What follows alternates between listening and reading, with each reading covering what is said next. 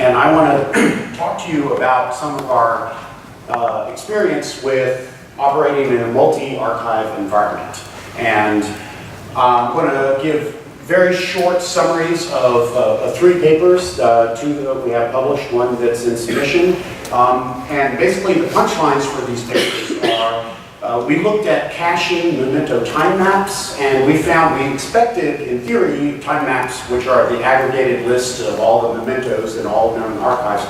In theory, they should be monotonically increasing, right? They should always stay the same or get bigger. It turns out 20% of the time they get smaller, and that's kind of a problem for caching. The other thing is, a couple of years ago, we did an initial study called How Much of the Web is Archived, and we found it depends on which web you're actually querying. You either get 1 in 6 or 4 in 5 of the URIs in the web are archived. And then the last one that we're going to talk about is addressing the query routing problem in sending queries to multiple archives. And what we found there is you can actually get very good results if you query the top 3 archives. And you have to build up a profile of what, for a particular query, what those top 3 archives are. All right, so the first thing that we're going to look at is going to be presented at JCL this summer, and Justin Brunel did the work on this. And what we did is we took 4,000 URIs and we downloaded the aggregated time maps for those over a 3-month period. And in this graph here, you can see on the x-axis we have time, and the y-axis we have the mean size of a time map for all 4,000. Now, you would expect it to either be the same or slowly increasing, but you can see that it bounces around, right? So the idea is that we get different sizes at different times.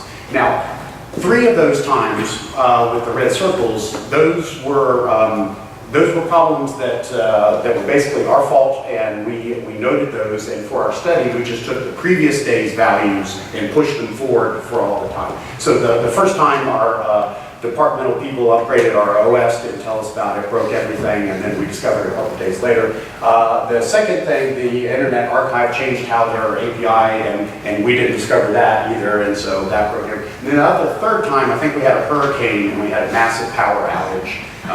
In Norfolk, Virginia, hurricanes are, you think we'd be good at it by now, but we lost power and that broke all our scripts. But even if we take that into account, you see there's just a huge variation. All right, so how many times do things change? So basically things on average change at least 3 or 4 times in the space of 3 months. So this is a distribution. A lot of things didn't change at all. And so the total number is what, 4,000 times 92. So a lot of things didn't change, but if they did change, they're changing a couple of times. So what we looked at is how can we cache these time maps in the aggregate, right? Because it's very expensive to go out to all the different archives and say, what do you have for this URI? What do you have for this URI? Keep in mind, it's not just for the top URI, it's for all the images, all the style sheets. So loading one page just produces a storm of requests. And what we did is try to minimize the number of queries that go to the archives, and also minimize the number of lost memento days, right? So if I have a stale version and the archive has a new version, and that's we add up the number of mementos per day that you missed. And based on this information, we found that we should be caching things for basically 15 days. Now, is this still true, right? Can we figure this out dynamically instead of just this 3-month period where we had all this noise, right? So we think this is a good starting point for caching memento time maps, but we should probably be able to do this dynamically.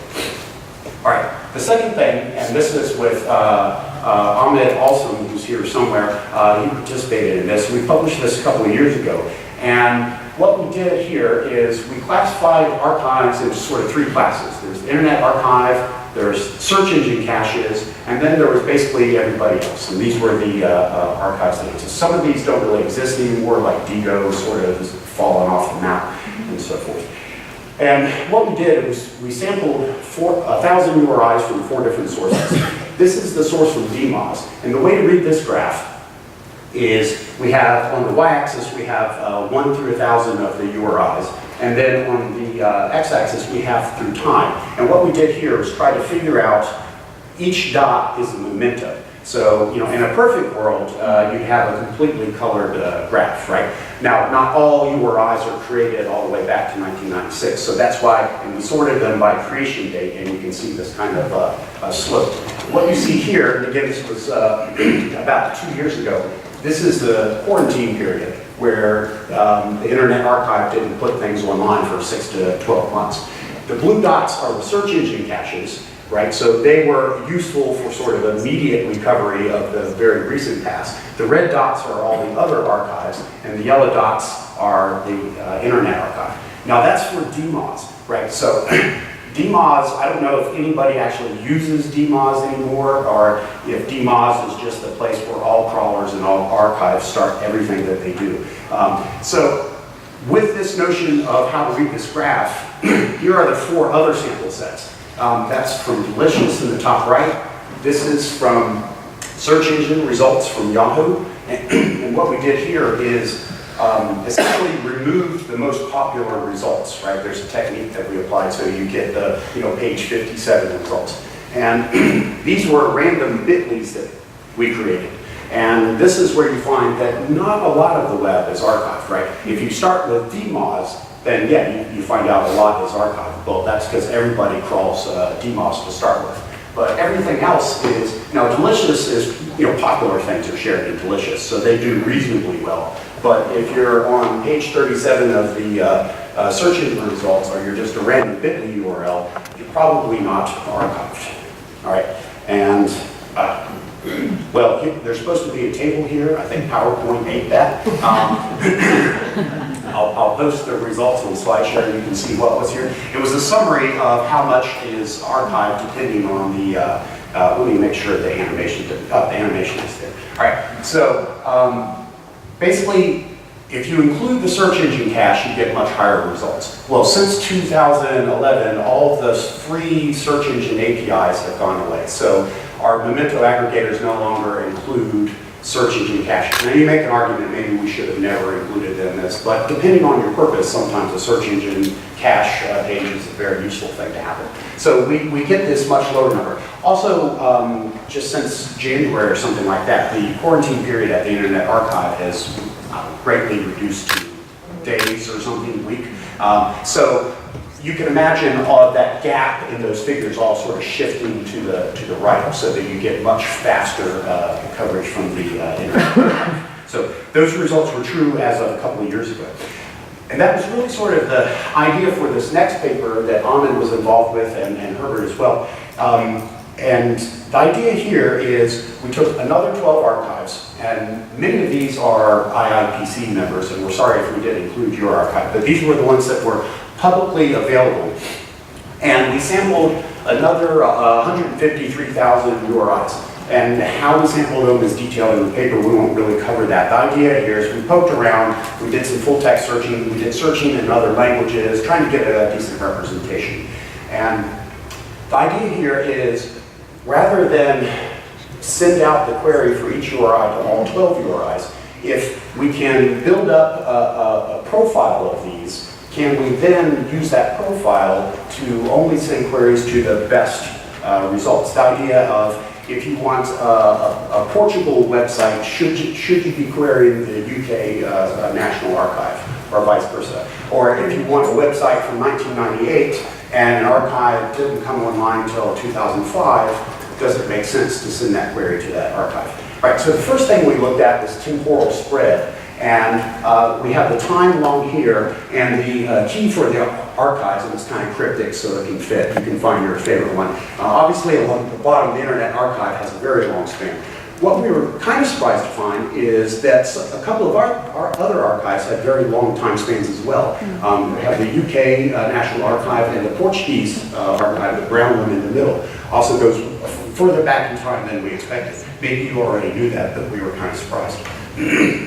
Another way to view this, and this takes a little bit of decoding, but it's really, really interesting once you figure out how to do it. So it's kind of hard and small. We try to fit it all on the screen.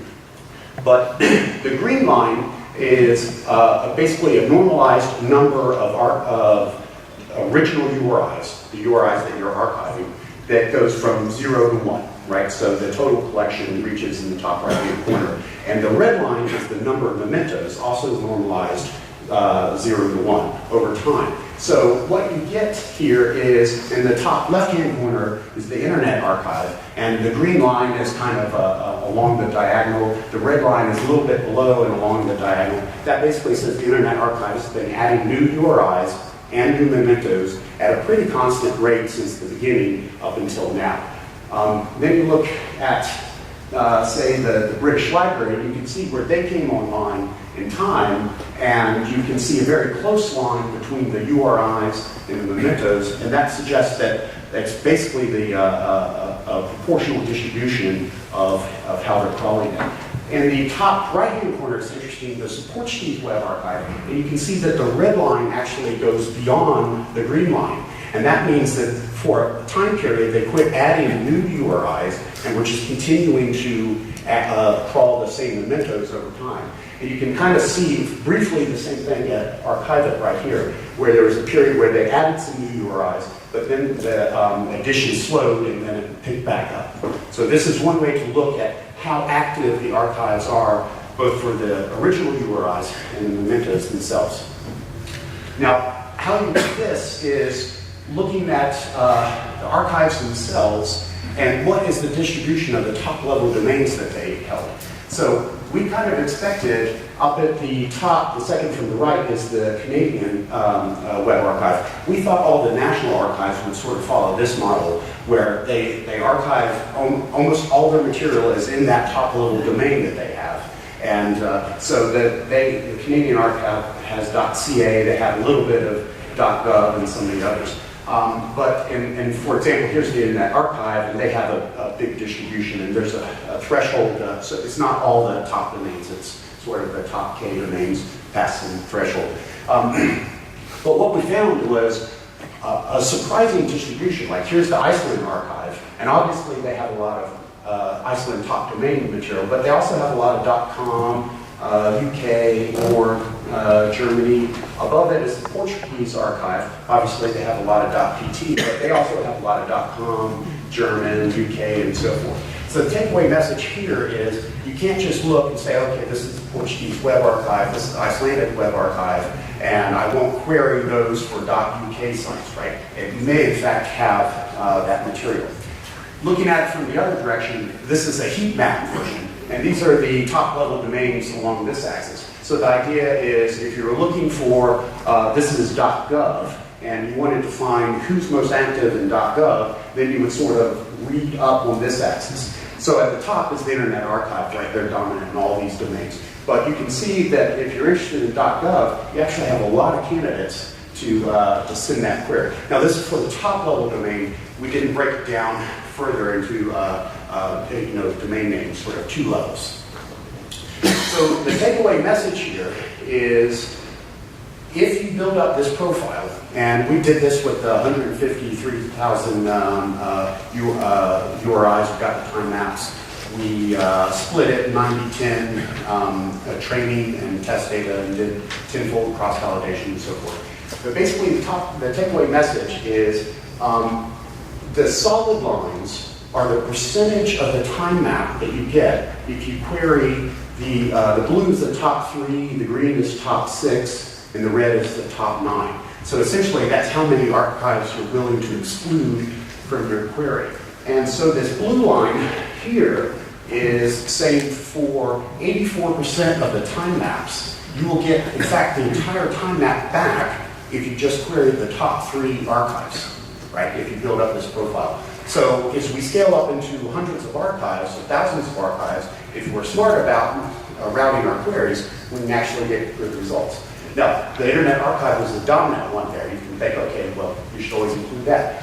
What we were kind of surprised to find is, I think it's 52%, even if you exclude the Internet Archive, on over half the results, you can get the entire time map back if you query the top 3 archives that aren't called the Internet Archive. So the idea is, if you query multiple archives, you can actually get a good amount of material back. Now, obviously, including the archive, the Internet Archive is the first thing you do, but if for some reason you can't do that, you can actually still get good results if you can sum up all these additional archives. Now again, we picked these 12, maybe there were some others that we should have included. You know, there's lots more that we can do in the future here, but that was the idea.